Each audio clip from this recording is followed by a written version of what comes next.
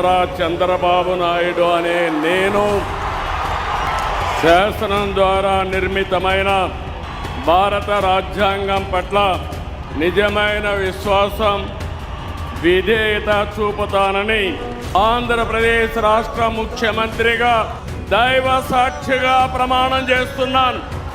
అర్ధరాత్రి వచ్చి ఎంత హంగామా చేసి నన్ను అరెస్ట్ చేయాలని ఎన్ని చేయడం అనేది మీరు చేసే ఈ అరాచకాలవి. దానిపైన మీరు మమ్మల్ని దబాయించి మమ్మల్ని బెదిరించే పరిస్థితికి వస్తే అంటే ఎక్కడికి పోతుంది ప్రజాస్వామ్యం మాకు అర్థం కాలేదు. రాజ్యాంగం మీకు ఏమైనా ప్రత్యేకమైన హక్కులు ఇచ్చింటే నాకు తెలియదు. ఒకసారి ఆయన పార్లమెంట్కి వెళ్ళినప్పుడు వంగున్నారు ఆయన, మొన్న అమరావతి వెళ్ళినప్పుడు పడుకున్నారు ఆయన, నిన్ననేమో దండేసుకుని ఉన్నారు ఆయన. ఈ మూడు విషయాలు మీరు గమనిస్తే